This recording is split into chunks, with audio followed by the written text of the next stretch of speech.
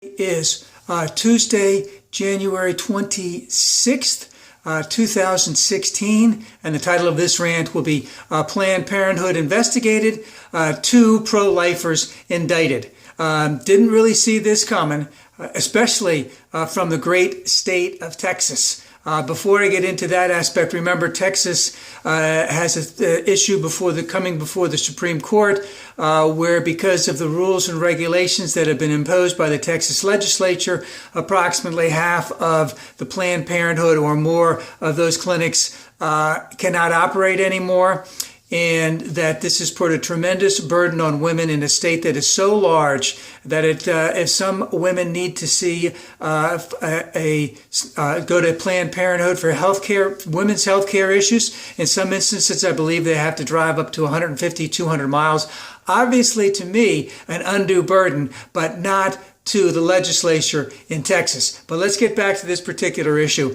And of course, just one other thing, Planned Parenthood has taken this organization to court. I believe that it is called the Center for Medical Progress. I'm not going to name the two individuals involved. They're lowlifes, so to speak. But what they had done was definitely illegal. This is something that has gone on over the course of possibly 4, 5, or 6 years, and only came to the forefront this year, obviously when they had enough to strip some stuff out. But these two individuals with the Center for Medical Progress basically did such illegal things such as getting fake driver's licenses, setting up shell companies, indicating that they were legitimate companies when they never performed any of those, not duties is right the word, but services, so to speak. And so they basically had a front organization and went to Planned Parenthood. Planned Parenthood is legally allowed to give, let's just say, aborted fetal parts to research groups, and this includes universities, this includes research areas all over the United States, so it's being done all over the place, all right, and that for a nominal, let's just say, transfer from one organization to another, they get a little bit of money. No profit off of it or anything like that. And of course, the reason they are allowed to do this is that there was a bill passed by Congress, including Mitch McConnell's vote and a couple other Republicans, that allows them to do that because they know that there are different, let's just say, body parts that give them a great opportunity to do research and to come up with new medications to fight a whole host of conditions, one of them being Parkinson's. And my father died from Parkinson's, so I'm well aware of all of that.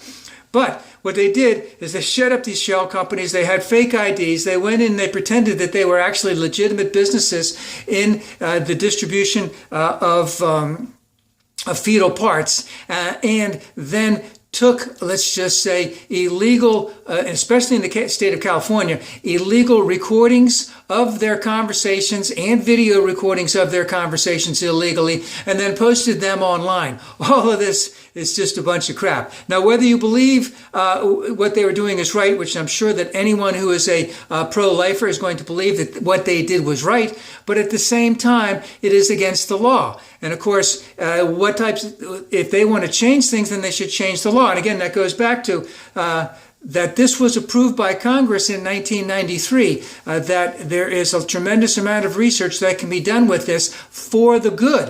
All right. So now, I'm glad to see that it happened. We'll see what the next steps are.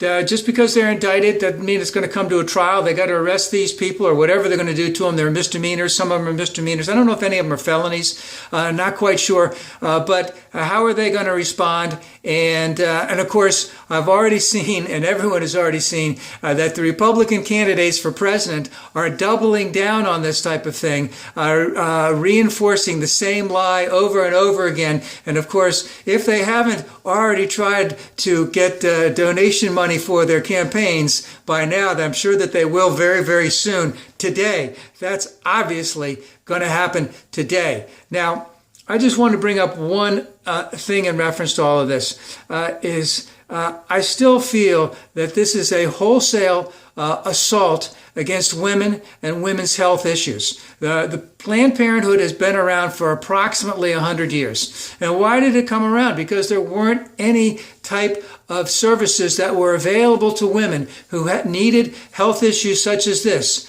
100 years ago, it was, back, as they used to say, back alley abortionists. And of course, Planned Parenthood has been around for a long time. And let's just not talk about the last 20 or 30 or 40 years after Roe v. Wade, where those who were for pro-life, tried to get written and codified into law things to prevent women from having their health issues taken care of in a responsible manner.